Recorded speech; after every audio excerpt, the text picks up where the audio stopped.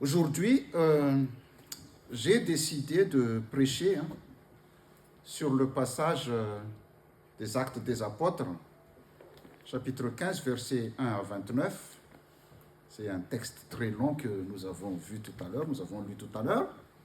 Mais ce texte est une suite logique au thème abordé la semaine dernière lors du LAS, soit celui de l'unité dans l'Église. Je cite ce que Pierre dit en Acte 15, verset 10. Pierre dit: « Maintenant donc, pourquoi défiez-vous Dieu en voulant imposer aux disciples un fardeau que ni nos ancêtres, ni nous-mêmes n'avons été capables de porter ?» Je résume un petit peu le contexte. Le chapitre 15 des Actes décrit un conflit majeur qui a secoué les premiers croyants. Jésus était juif. Son ministère terrestre s'est déroulé en Israël. Donc, les premiers chrétiens étaient forcément des juifs. Pierre, Paul, ainsi que tous les apôtres, sont nés juifs et ont été circoncis. Il est donc tout à fait normal que malgré leur conversion au christianisme, ils aient continué de s'identifier au judaïsme. Il n'y a rien de très étonnant à cela. Ils sont, pour faire le rapprochement, ils sont semblables à certains Malagasy qui, malgré plusieurs décennies passées en Orient, en Occident, tiennent toujours fermement à leur culture traditionnelle. Nous ne pouvons pas nous débarrasser de nos origines comme cela. Je reviens dans le texte. En fait, l'évangile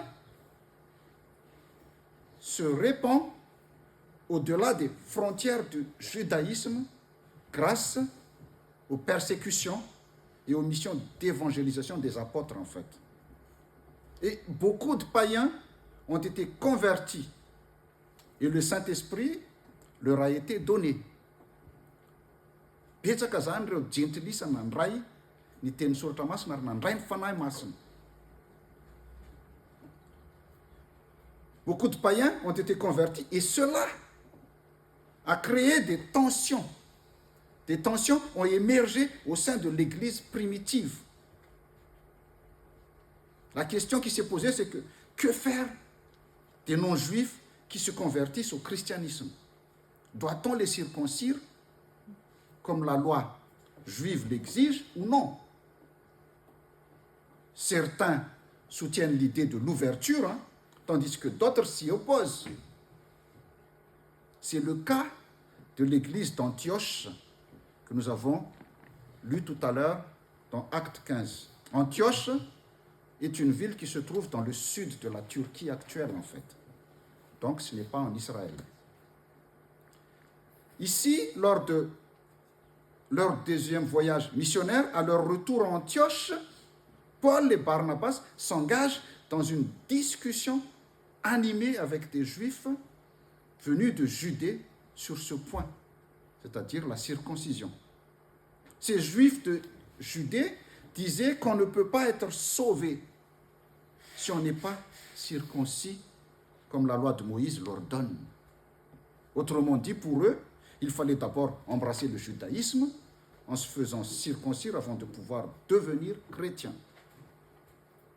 Mais cette position pose problème. Cela pose problème parce que si on doit d'abord passer par les rites juifs pour être sauvé, c'est que la grâce de Jésus ne suffit pas alors. La mort de Jésus sur la croix ne suffit pas. Donc il fallait régler cette situation. Et pour régler la situation, Paul et Barnabas ne décident pas seuls. Ils n'ont pas voulu décider tout seuls. Ils ont emmené avec eux quelques personnes de l'église d'Antioche et ils se sont rendus à Jérusalem pour se réunir avec les apôtres et les anciens. C'est ce qui fait que les autres frères d'un avis divergent sont aussi conviés à la réunion. On n'étouffe pas leur opinion. Bien qu'elle soit erronée, on n'étouffe pas leur opinion. Quand Pierre dit « Pourquoi défiez-vous Dieu en voulant imposer aux disciples un fardeau que ni nos ancêtres ni nous-mêmes n'avons été capables de porter ?» Il voulait dire que dans ces générations, Israël n'a pas supporté le joug de la Torah, car elle était trop lourde. Comment peut-on imposer aux autres ce qu'on n'a pas été capable de respecter soi-même? C'est ce que Pierre voulait dire par là, en fait. Et en réponse à cela, Pierre les ramène à leurs échecs passés. Il soutient que les Juifs sont sauvés de la même manière que les païens, soit par la grâce et non pas en observant la loi. Nous sommes sauvés par la grâce, mais pas par les œuvres de la loi. Et lors de cette réunion, Pierre rappelle à tous que Dieu ne fait pas de différence entre juifs et païens. Aux yeux de Dieu, les juifs se trouvent sur le même pied que les païens. Ils sont tous sauvés au titre de la grâce du Seigneur Jésus. Il a pris l'exemple de Corneille, le capitaine romain. Corneille est devenu pleinement chrétien et a reçu le Saint-Esprit sans passer par la circoncision. Ce qui veut dire que la circoncision n'a rien à voir avec le salut. Ils sont tous purifiés par la foi. Et ils n'ont pas besoin de cela pour recevoir l'Esprit et parvenir au salut. Jésus a sacrifié sa vie pour toute l'humanité, ce qui signifie que l'Église doit être universelle. L'Église doit être pour tous, accessible à tous, plutôt qu'un club exclusif réservé à une élite spirituelle. L'Église n'est pas un club exclusif pour une élite spirituelle. Et là, les débats sur des questions comme cela, les débats sur des questions telles que le jour du sabbat, la validité du baptême, baptême d'enfant, baptême par immersion, deuxième baptême, la langue du culte, malgache ou français, les hymnes et les cantiques modernes ou traditionnels ne sont rien d'autre que de la religiosité. Ne sont rien d'autre que de la religiosité. Et cette religiosité excessive peut causer beaucoup de tort à l'Église. En fermant la porte que Dieu lui-même a ouverte à tous. En fait, cela risque d'éloigner certaines personnes de la foi, en fait. Parce que cela érige des barrières qui n'ont pas été prévues par Dieu. Je me souviens, il y a quelques années de cela, on a amené des scouts en camp et le terrain qu'on a loué appartenait à une église évangélique. Et quand on était là, le dimanche, ils nous ont invités au culte et on est venu au culte. Mais quand c'était le moment de la Sainte Seine, on ne nous a pas laissé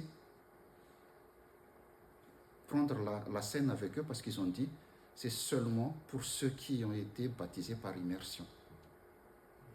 Donc là, cela veut dire que vous fermez aussi. C'est Jésus qui invite. Et nous aussi, pareil, les Malgaches, nous, pareil, on fait pareil. On débat tout le temps. Oui, il faut que ce soit le culte soit malgache, il faut que le culte soit en français. Tout cela n'est que de la religiosité. Tout cela, ce sont des rituels. Ces sujets, en fait, continuent de faire des vagues aujourd'hui et constituent une menace réelle pour l'Église contemporaine. Ce sujet de la religiosité. L'excès de religiosité peut tuer la religion. il est compréhensible, hein, j'admets, il est compréhensible que certaines personnes soient hostiles à la religion en raison du comportement de certains fidèles. Plusieurs personnes, en fait, confondent les propos de l'Église au fil des siècles avec les textes bibliques. C'est les textes bibliques qui doivent faire foi, qui doivent être au-dessus de tout, pas les lois des hommes. Ce n'est pas la religion en soi qui pose problème, mais bien la religiosité. La religiosité engendre la division. Mais l'enseignement de Jésus, en fait, la religiosité engendre division parce qu'elle engendre la division, l'isolement et le communautarisme. Tandis que l'enseignement de Jésus, c'est l'amour, le partage et la solidarité. En fait, l'essentiel n'est pas d'être pieux jusqu'à s'estimer meilleur que les autres, mais d'avoir une vraie relation avec Dieu. C'est ça l'essentiel. Lorsque les aspects formels de la pratique religieuse, comme les cérémonies, les règles, les routines, etc., deviennent plus importants que notre relation personnelle avec Dieu, ils peuvent étouffer notre foi. Cela étouffe notre foi. Elle devient un danger pour l'unité de l'Église. Au verset 19 et 20, Jacques a fait une proposition. La proposition de Jacques, énoncée au verset 19 et 20, mérite notre considération parce que, tout d'abord, il approuve l'argument de Pierre. Il dit « J'estime qu'on ne doit pas créer de difficultés aux personnes non juives qui se tournent vers Dieu. » Par la suite, il rajoute « Mais écrivons-leur ceci, ne mangez pas de viande impure provenant des sacrifices offerts aux idoles, gardez-vous de la débauche et ne mangez pas de la chair d'animaux étranglés ni de sang. » Quand on regarde ça, à première vue, il semble qu'il souhaite finalement imposer certaines règles quand même, malgré tout cela. Malgré son accord initial. Cependant, il s'est avéré que cette proposition était la plus favorable à l'unité de l'Église. Et d'ailleurs, si vous suivez le texte, tout le monde a approuvé la proposition lors de la réunion. Parce qu'elle a résolu la problématique de départ. Au verset 1, la problématique de départ, en fait, au verset 1 dit « Vous ne pouvez pas être sauvés si vous ne vous faites pas circoncire comme la loi de Moïse l'ordonne. » En fait, cette proposition de Jacques, en fait, si vous voulez, dans cette proposition, on voit qu'il y a un double glissement. Un double glissement ici parce que le premier concerne le salut sotériologique, en fait. C'est-à-dire, la circoncision et l'observance de la loi n'est pas une condition de salut. Et le deuxième glissement, c'est d'ordre éthique. Ce n'est plus une loi, mais éthique. C'est garantir le vivre ensemble. En fait, ce n'est pas une loi qu'il a donnée. Il veut juste garantir le vivre ensemble. Parce que sur cette proposition, les droits des pagano-chrétiens, c'est-à-dire les païens, ainsi que les droits des judéo-chrétiens, doivent être respectés, malgré la différence. Je prends l'exemple pour expliquer cela le plus facilement possible, en fait, c'est que, on va dire, par exemple, si j'invite un ancien musulman devenu chrétien à manger chez moi, à ma table, je m'abstiens par délicatesse et par respect de manger du porc ou de boire de l'alcool, bien qu'il soit plus musulman. Parce que cela se trouve qu'il garde quand même certaines cultures de son pays. Je ne sais pas si vous avez compris ce que je voulais dire par là. C'est par respect, je le fais, c'est le vivre ensemble. Ce n'est pas une loi, mais je le fais. Comme Jésus le dit, ce que vous ne voulez pas qu'on vous fasse, ne le faites pas aux autres. C'est surtout là, en fait.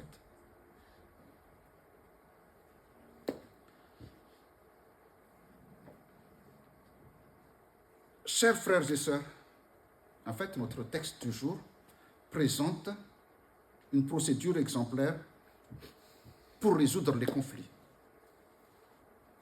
Ici, le texte, en fait, ce que le texte veut, c'est qu'il ne s'agit pas de prévenir les crises, parce que les crises sont inévitables. L'Église est humaine, donc les crises sont inévitables, mais de savoir comment les traiter. Parfois, en fait, le problème, c'est que parfois, dans notre désir de bien agir, dans notre zèle, nous entravons la liberté de la grâce divine, en fait. Nous désirons que tous partagent notre perspective et notre manière de voir et de vivre notre foi. C'est là le problème. Et en imposant nos propres exigences, nous risquons de surcharger les épaules de notre prochain, en fait. La Samanis Yugasino. Dieu peut choisir qui il veut appeler. Dieu choisit qui il veut appeler. Si vous regardez dans la Bible, toutes les personnes, la plupart de tous les personnages de la Bible que Dieu a appelés n'étaient pas des saints. Hein? Moïse, un meurtrier. Paul a persécuté l'Église. Pierre a renié Jésus à plusieurs reprises. Tout ce qu'il a appelé n'étaient pas tous des saints. Dieu peut choisir qui il veut appeler. Et s'opposer à sa grâce inconditionnelle est une tentative de remettre en cause et de défier sa toute-puissance. Dieu offre sa grâce sans condition et il veut que sa grâce soit librement reçue par tous. Et le salut est accordé au moyen de la foi au Christ. Et pour terminer, Dieu désire une église où chacun trouve sa place, où l'amour l'emporte sur les coutumes humaines. Que la grâce de notre Seigneur Jésus-Christ, l'amour de Dieu le Père et la communion du Saint-Esprit soient avec vous tous. Amen.